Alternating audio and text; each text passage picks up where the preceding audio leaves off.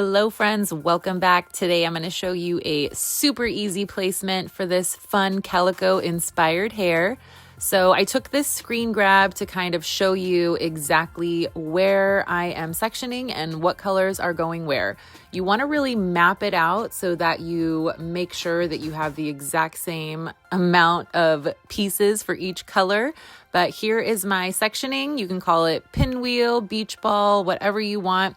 You can use as many colors as you want. This is one of my favorite placements all the way back since I started doing hair.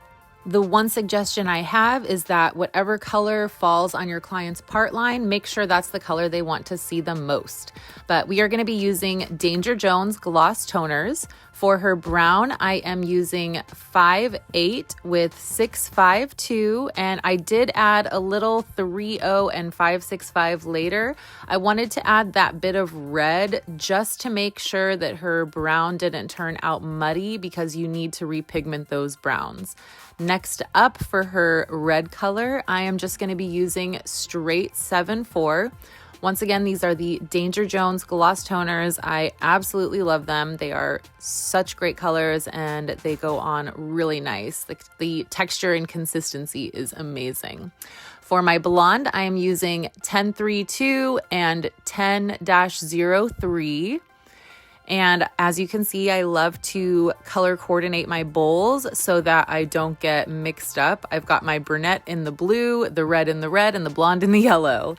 And now I'm just going to super carefully paint each of those colors in. And you can see this is a really easy placement. I feel like even if you are just starting out in hair school, the most important thing is that you keep your sections super clean. When I am first coloring a new section, I like to split it in half and color the base just so that I know all of it is being covered. And then on these really dark ones, as you can see, I like to pin it up so that way I know it's out of the way. Here is me obsessively checking my blonde sections to make sure they are good. This is one that you really want to be careful about. But this client of mine, she has been a bleach retouch for years and she decided it was time for a change. So instead of the usual bleaching her roots, we went for a super fun Calico design and I am so excited about it. But as you can see, I've moved on to a red section now and I am just really saturating and making sure each section is nice and coated. That is the most important thing, especially when you're going from bleach blonde hair. You really have to make sure everything is saturated. Normally, when you're doing a brown, a lot of people will say you have to repigment it with red first and then go in with a brown. I don't think that's necessary as long as your formulation is good. She didn't have any muddiness to her brown, so adding that little bit of red to our formula made it perfect. But you can see how I am super carefully painting that color on and avoiding the other sections. And I split it in half before, so I made sure to get the base nice and saturated. And then I love these brushes that have the comb on the other end because then I can really comb that color through. And just carefully, meticulously placing each section. But I love how nice that color glides through the hair. It really is such a great gloss toner. Twisting up my section a little, and then I realize I need to comb through more. But then, yeah, it's a pretty easy one. I feel like this is one of those colors and one of those sections that it's pretty hard to mess up as long as you are keeping your sections clean and fully saturating. You can do 3 colors, 2 colors, 6 colors. You can make your section super thin, super thick, just all depends on what you want your final look to be. I've even taken that top section wherever your client's part falls, and you can do like almost a highlight there instead of just having one color. So there are so many different options. The possibilities are endless, and this is a great way to kind of move into a more fun or bold technique if you're just starting out, or even if you're a seasoned stylist and you forgot how awesome this technique is. I have not, and I'm here to remind you. I feel like a lot of times when new trends come out, a lot of people will overcomplicate the placement.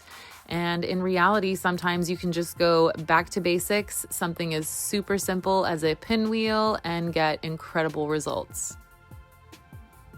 But this is my final section. So I am just going to twist up that brown because I want it far away from my red and my blonde. And this is the part where I like to get a smaller brush and I like to go through and hit all of the roots. Also, she did have some little bangs here. So this is where I'm just getting her tiny little bang pieces ready. And they looked so cool. But here is where I come in with my small brush and I'm really just defining all of those sections and making sure that everything's really saturated to the root. Because sometimes when you have that big brush and you're moving around all that hair and you're worried about your blonde pieces, you can't really get as close to the root as you want to. So that's why I like to come in at the end, use my small brush, get that blonde hair out of the way. That is probably the biggest struggle. It's much easier when you're using semi-permanent hair colors because they encapsulate, but with demis, you have to be really careful. But I'm just going through and really outlining all those sections, making sure all of her little fringe pieces and hairline is covered. And now going through with my copper and tap in those roots. And then I let her process for about 20 minutes. And then after I washed her out, I shampooed her with the K18 Detox shampoo. I used a cool rinse just to make sure we didn't have any bleeding, which I've never had issues with any of the Danger Jones colors. And then I used my K18 mask, of course, and my Leaf and Flower 7-minute blowout spray and Frizz Remedy spray. I am so excited to show you guys the after. I, of course, forgot the entire blowout, but you are going to see just a little bit when she comes to the chair after I rinsed her. I feel like this is such a satisfying part, getting all those little pieces. You can see the perfectionist in me start to come out. Here's our beautiful rinse. And yeah, I can't believe that I accidentally stopped recording. But here she is. Oh, so gorgeous, so fun. It looks really cute. When it's down, it's highlighted. When it's half up, half down, you get more of that chunky, bold look. But I hope you try this and please let me know if you do. I'll see you guys next week.